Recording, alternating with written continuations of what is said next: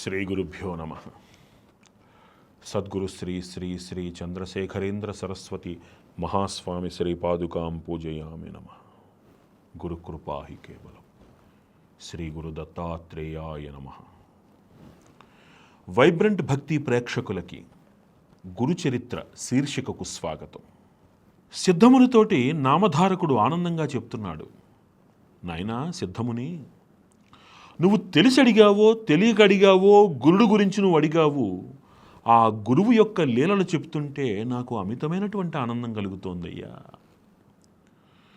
నీతో చెప్పడమే కాదు, చెప్తున్నప్పుడు నేను ఆ ఆనందానుభూతిగా నేను లోనవుతున్నాను. నేను వెనకాల ఆహా, నా గురుడు ఎంత గొప్పవాడు కదా అంటే గురుస్మరణ యొక్క ఆనందాన్ని గమనించండి. గురువు ఇచ్చేటువంటి ఆనందాన్ని, అలౌకికమైనటువంటి సంతోషాన్ని గమనించండి. గురువు అంటే నా పక్కనే ఉంటున్నాడు కదా అని చులకన చేసేటువంటి స్వరూపము కాదు గురుడు అంటే. మనం ఏ సమాజంలో ఉన్నాము అంటే గురువుని గురువు అని పిలవడానికి కూడా నామోషి మనకి. గురువు దగ్గర కూడా నా హోదా గుర్తొస్తుంది. నాకేం తక్కువ?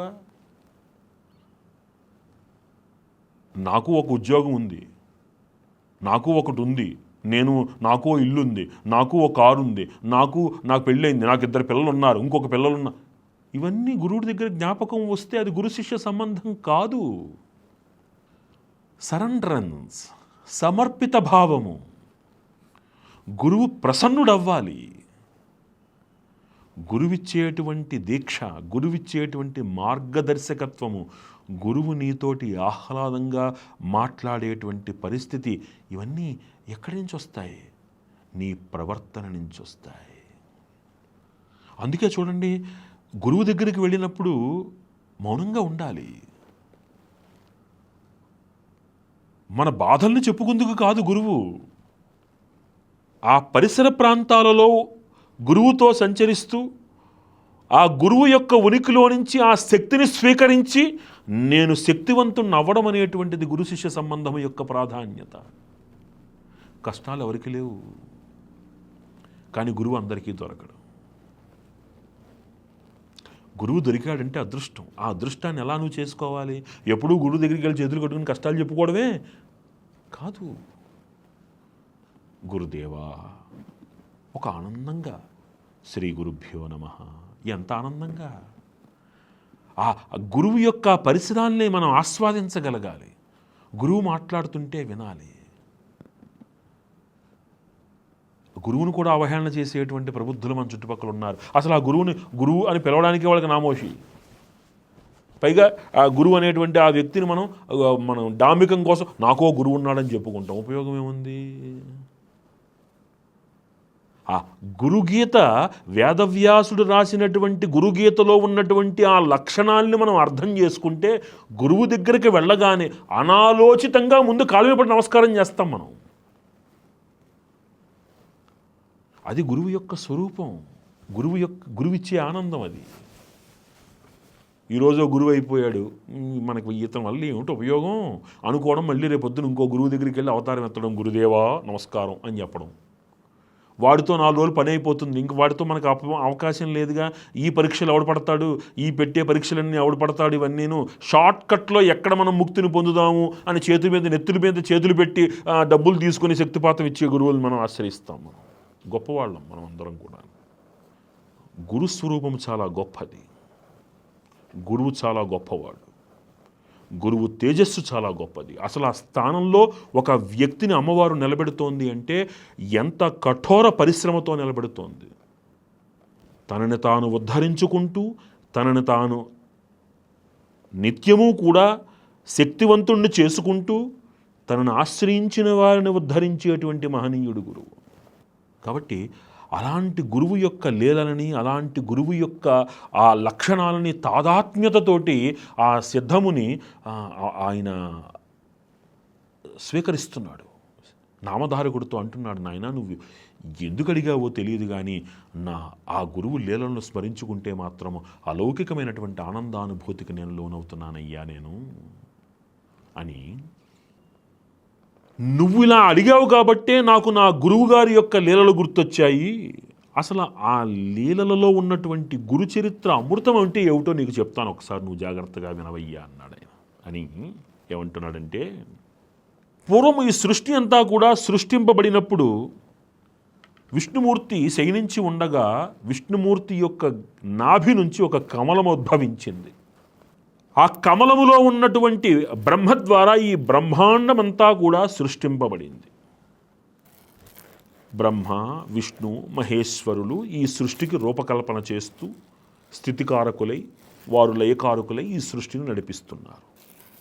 సప్త మహర్షులని త్రిమూర్తులు సృష్టించారు. ఆ సప్త మహర్షులు ఎవరు? అత్రి, అంగరీషుడు, ఆంగీరసుడు, పులస్త్యుడు, పులహుడు, క్రతు, వశిష్ఠులు, అలాగే మరీచి అనేటువంటి సప్త మహర్షుల్ని త్రిమూర్తులు సృష్టించటం జరిగింది. స్వయంభువ మనువు, శతరూపయ్యనటువంటి ఒక స్త్రీ కూడా బ్రహ్మ ద్వారా వాడు సృష్టింపబడ్డారు. ఈ స్వయంభువ మనువుకి శతరూపయ్యనటువంటి స్త్రీకి కూడా దేవహూతి అనేటువంటి ఒక పుత్రిక కలిగింది. బ్రహ్మ ఏం చేశారంటే కర్ధముడు అనేటువంటి ఒక ప్రజాపతికి ఇచ్చి ఈ దేవహూతిని వివాహం చేయడం జరిగింది. వారిరువురికి కూడా 9 మంది పుత్రికలు జన్మించారు. అందులో 2వ పుత్రిక పేరు అనసూయ. ఈ అనసూయని బ్రహ్మ మానసపుత్రుడైనటువంటి అత్రి మహామునికి ఇచ్చి వివాహం చేశారు. అనసూయాదేవి రూపవతి, గుణవతి, సౌందర్యవతి, పాతివ్రతి. ఆమె పతివ్రత. పాతివ్రత్యమును ఆచరించేటువంటి మహత్తరమైనటువంటి సలక్షణ శోభిత ఆమె. ఆమెను చూసిన తర్వాత ఒకసారి ఇంద్రుడికి, ఇంద్రాది దేవతలందరికీ కూడా కొంచెం భయం పుట్టింది వాళ్ళకి.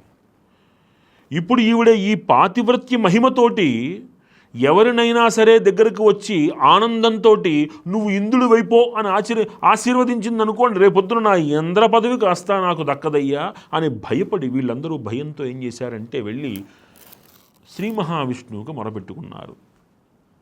ఆ వార్త అటు ఇటుగా కాస్త బ్రహ్మకి, ఈశ్వరుడికి కూడా చేరింది. వీళ్ళిద్దరికీ ముగ్గురికి కూడా ఆశ్చర్యం కలిగింది. ఏమిటి, అంత గొప్ప పతివ్రతయా? అయితే మేము పరీక్షిస్తాం.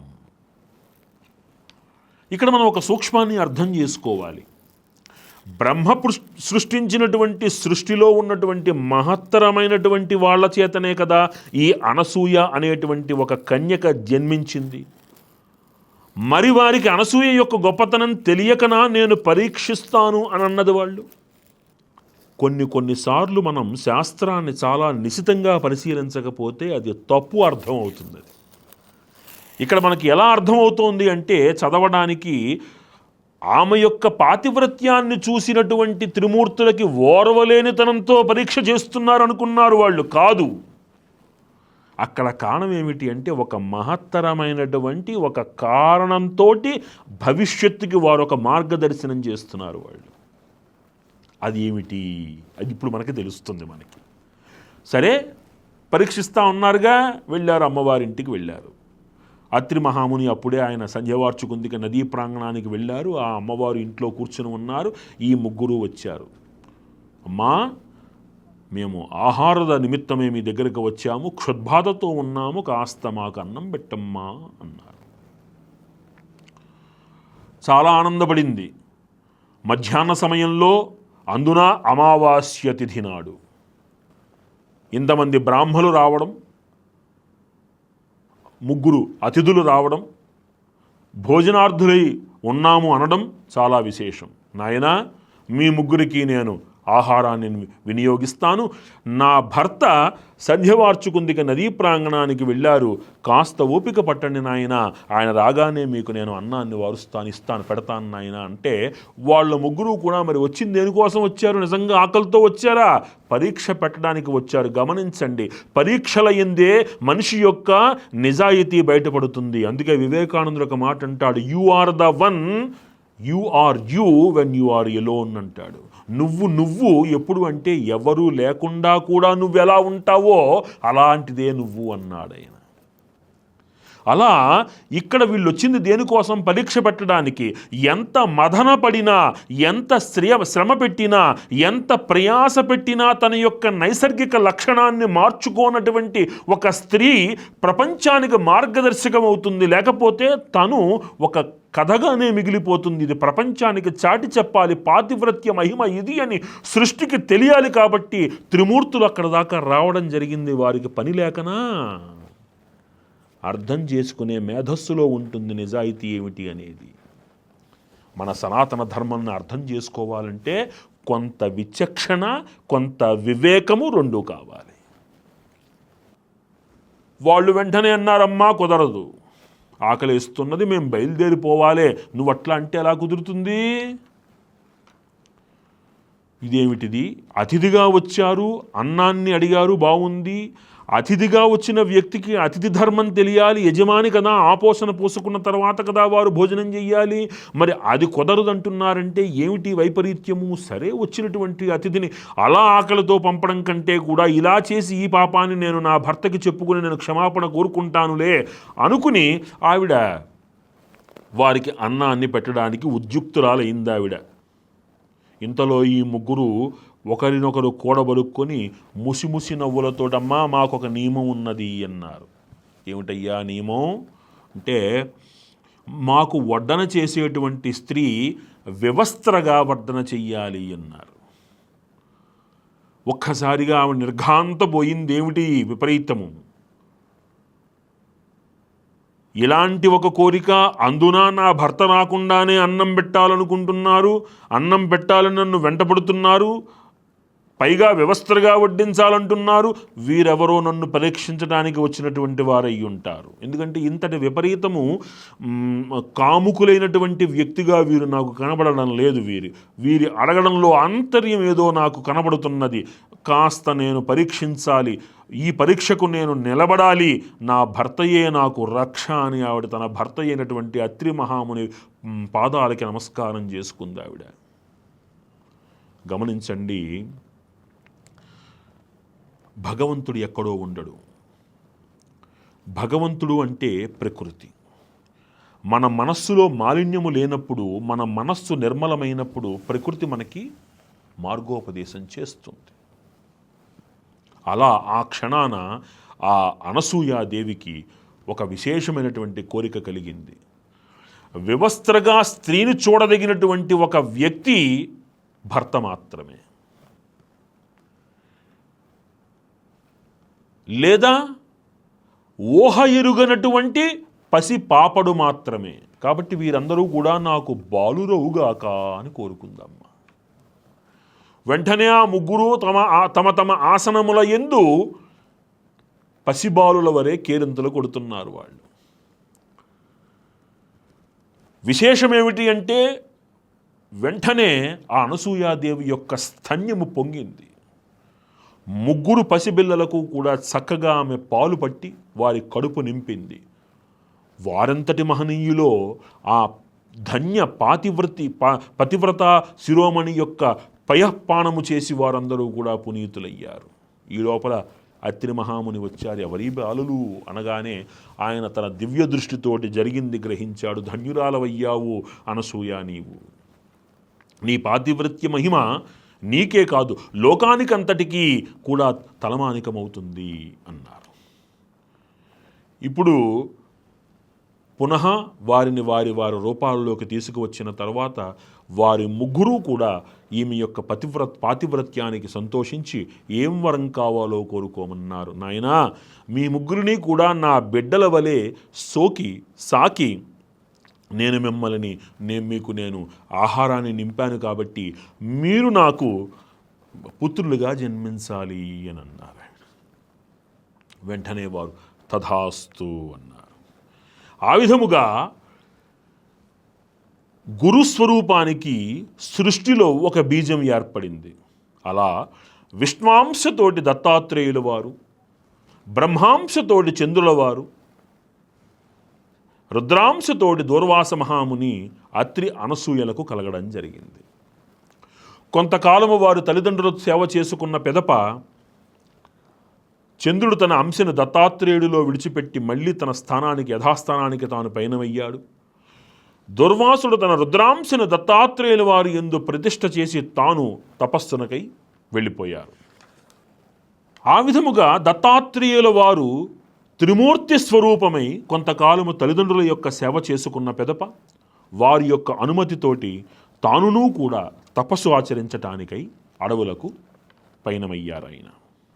ఈ విధముగా దత్తాత్రేయుల వారి యొక్క అవతారము ఈ భూమండలం మీద జరిగింది నాయన, ఇది గురుచరిత్రకు మనకి ఆది అవుతున్నది అని సిద్ధముని నామధారకుడితోటి తెలపడం వలన 4వ అధ్యాయము సంపూర్ణమవుతున్నది. సర్వం శ్రీ లలితా మహాత్రిపుర సుందరీ దేవి దివ్య పాదార విందార్పణమస్తు.